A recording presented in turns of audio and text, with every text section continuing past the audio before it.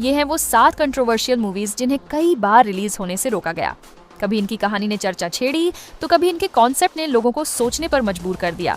इन फिल्मों में कोई दिखावा नहीं, बस ऐसी कहानियां हैं जो सीमाओं को परखती हैं और नया नजरिया पेश करती हैं। हर कहानी अपने अंदाज में अलग है और हर फ्रेम आपको कुछ देर ठहरने पर मजबूर करेगा। तो चलिए देखते हैं top 7 controversial movies in India जिन्होंने अपनी कहानियों से सबका ध्यान खींचा और सिनेमा में नई चर्चा शुरू की। इनकी कंट्रोवर्सीज के चलते इनमें से कुछ फिल्मों को OTT पर रिलीज नहीं किया गया, तो शायद अब आपको इंटरनेट की शक्तियों का सहारा लेना पड़े। Number 7, underpants thief 2018। एक आदमी जिसकी जिंदगी धीरे धीरे मेंटल इलनेस में बदल जाती है।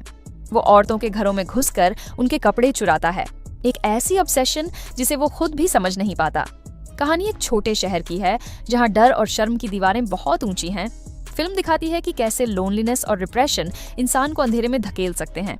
हर सीन असहज है क्योंकि ये हमें इंसान के टूटते मन की झलक देता है। नंबर 6, अनफ्रीडम 2014। 2 दुनिया, 2 जंग, एक न्यूयॉर्क की गलियों में, दूसरी दिल्ली की सड़कों पर। एक तरफ रिलीजियस एक्सट्रीमिज्म है और दूसरी तरफ एक लड़की की पहचान के लिए लड़ाई।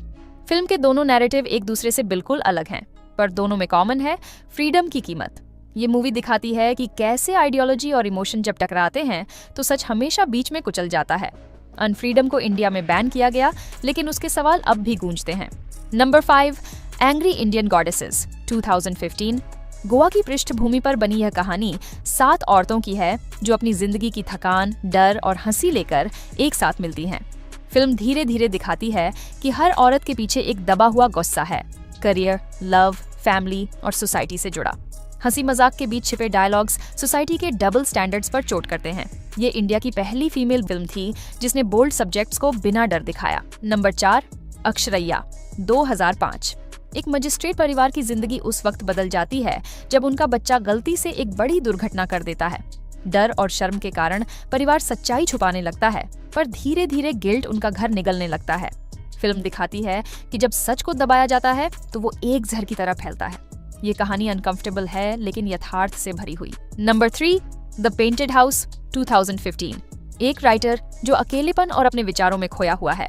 एक रात 2 अजनबी उसके दरवाजे पर आते हैं और कहानी वहीं से पलट जाती है।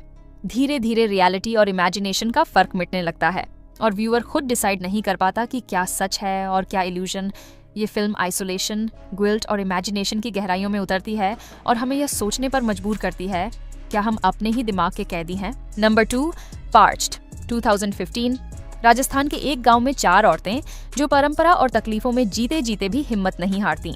रानी, लाजो, बिजली और जंकी, चारों के जीवन में दर्द है, लेकिन उनके भीतर बदलाव की आग भी जलती है। फिल्म उन पुरानी प्रथाओं को दिखाती है जो औरतों को आज भी बांध कर रखती हैं, लेकिन साथ ही ये भी दिखाती है कि सपोर्ट और फ्रेंडशिप से सब कुछ बदला जा सकता है। हर सीन सच्चाई की चुभन देता है। Number 1, Kamasutra 3D 2013। एक राजकुमारी जो अपने भाग्य से लड़ रही है, एक शादी, एक विश्वासघात और एक संघर्ष के बीच फंसी हुई।